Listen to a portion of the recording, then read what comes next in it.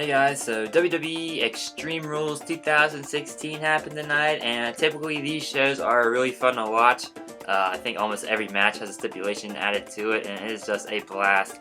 And this year is no different. Show of the year so far, in my opinion.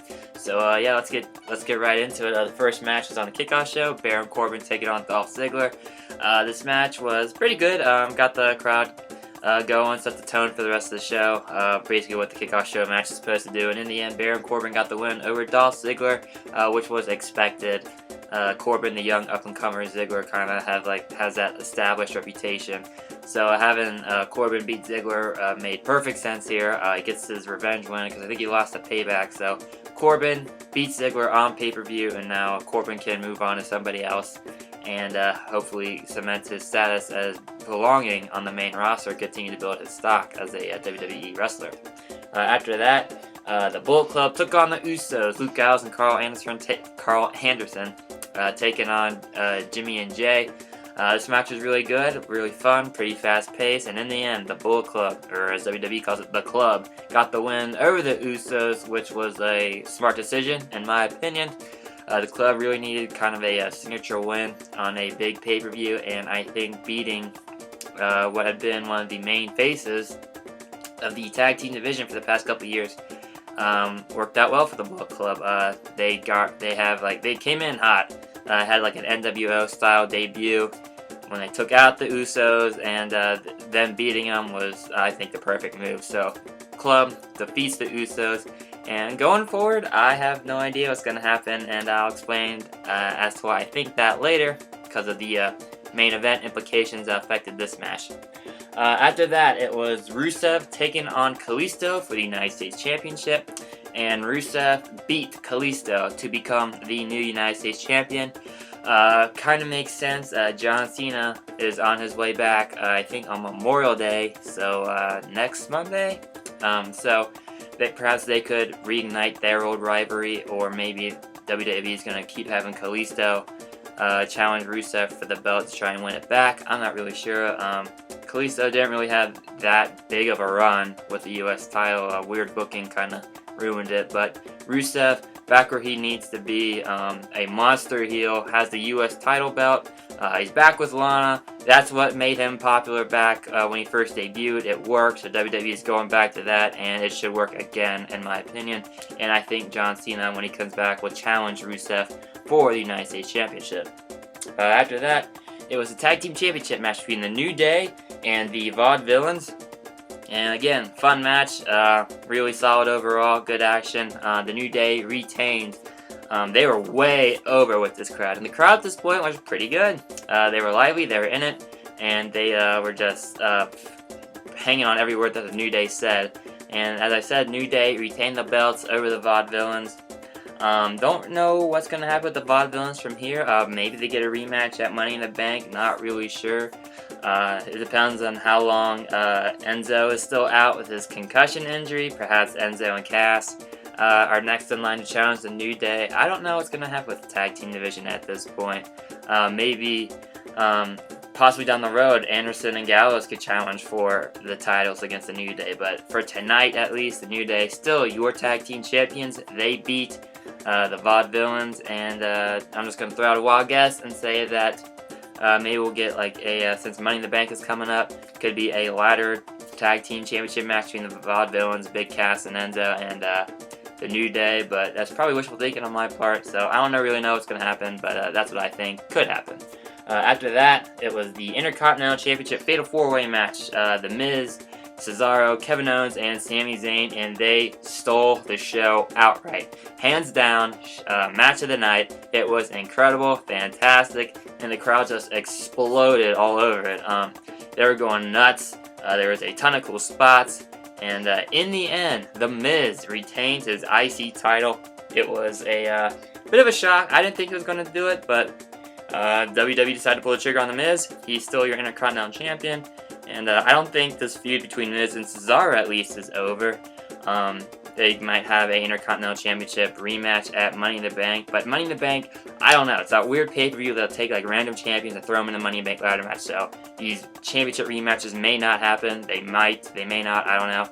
But As for Sami Zayn and Kevin Owens, I think their feud is far from over. I don't think they've had that one-on-one grudge match at a big pay-per-view yet. And Money in the Bank could be that, or they could be throwing the Money in the Bank ladder match, cost each other the match, and then have like a final grudge match eventually at SummerSlam. I think that's the route WWE is going. But tonight, Miz retains his belt in a show-stealing, amazing Fatal 4-Way Intercontinental Championship match. Now, after that, it was the Asylum match. My boy, Cincinnati's own Dean Ambrose, taking on Chris Jericho. And I thought this was a really fun, really good match. I enjoyed it. They made use of every weapon. There were some insane spots.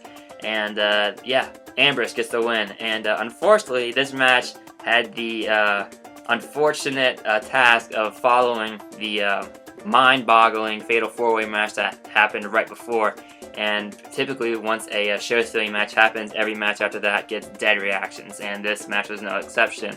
The crowd was just exhausted from the previous match where they were not responsive, and it's really a shame because there were some really cool spots.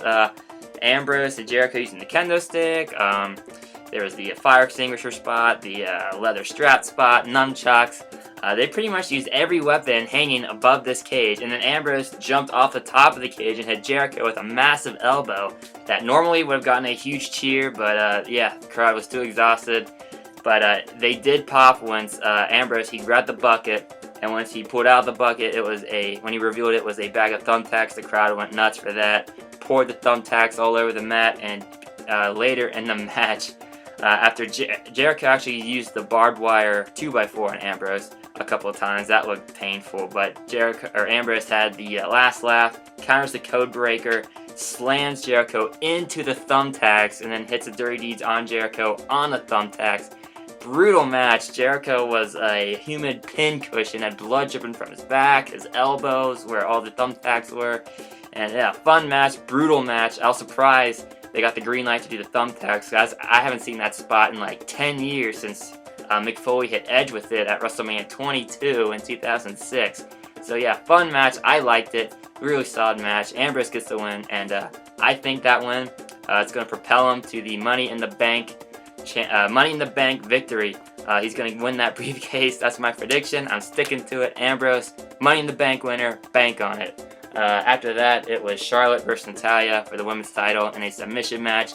Crowd still dead at this point. The match was a really good submission match. They had some solid submissions. It was pretty much a submission match. You put them in submission holds, and that's exactly what they did. And there's some really cool ones, and the crowd was just dead. They were still worn out from that Fatal 4-Way Intercontinental Championship match. In the end, the ending was stupid, I thought. Dana Brooke comes out dressed as Ric Flair, distracts Natalya. Charlotte puts Natalya in the figure 8, and Natalya taps. Charlotte retains.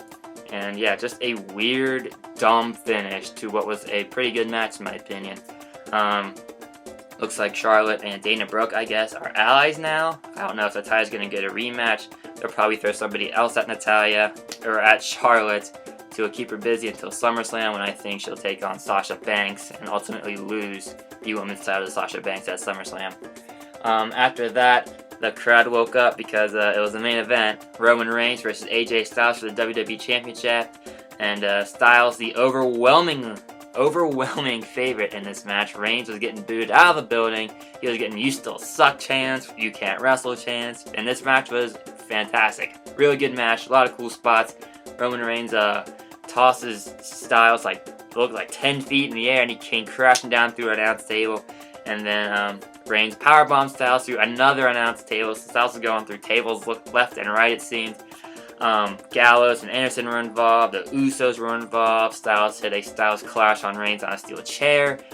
Fun match, brutal match.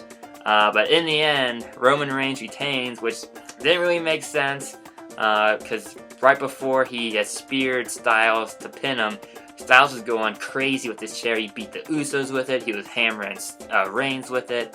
And the fact that Reigns was able to withstand all those chair shots and spear Styles, and Styles can't kick out of the spear, yeah, bit of a weird ending there. I mean, it was illogical, I guess you could say, but that's not the real story there. The real story, Reigns is holding up his belt, and Seth Rollins makes his return. The Architect is back in WWE. This should be fun. Rollins attacks Reigns, hits him with a pedigree, holds up the belt to end the show. So it looks like Reigns versus Rollins at Money in the Bank for the WWE World Heavyweight Championship is on the horizon, and they could possibly play this out until SummerSlam with Reigns versus Rollins. I'd like to see that. It was a match I think we're supposed to have at Survivor Series. That never happened because Rollins hurt his knee. But with Rollins back, it looks like WWE is finally going to deliver on that match. Rollins versus Reigns for the WWE World Heavyweight Championship at Money in the Bank. I'm banking on that, and I'm banking on Ambrose to win the Money in the Bank briefcase in the Money in the Bank match. And who knows? Reigns and Rollins fighting for the belt. Ambrose lurking in the background with the Money in the Bank briefcase. Could have that Shield triple threat main event match that we have all been waiting for. And I'm definitely excited to see that. So, in the end, Extreme Rules, show of the year in my opinion. Toppled WrestleMania easily, and then better than Payback. Definitely check it out. You will not be disappointed. The Asylum match was good. The main event was good. Pretty much every match on the card was good. The show stealer, the Fatal 4-Way Intercontinental Championship match, which Miz, Cesaro, Owens, and Zayn blew the roof off the place. If you don't want to watch the rest of the show, just watch that match. You will not be disappointed. So, Extreme Rules, show of the year in my opinion. And yeah, Rollins versus Reigns probably for the WWE title at Money in the Bank. And Ambrose, my pick. Bank on it. Money in the Bank briefcase winner. And if you like this video, feel free to give it a like, leave a comment, subscribe to the channel, follow me on Twitter at Cincy Fan Zone. I live tweet during Reds games, Bengals games, and WWE pay-per-views, and Monday Night Raw, just like this one. And check out my website, cincyfanzone.blogspot.com. Every YouTube video on my YouTube channel is over there, as well as weekly blog posts I write, pictures, autographs, bobbleheads, a whole lot more. Check it out. You will not be disappointed. Thanks for watching, guys.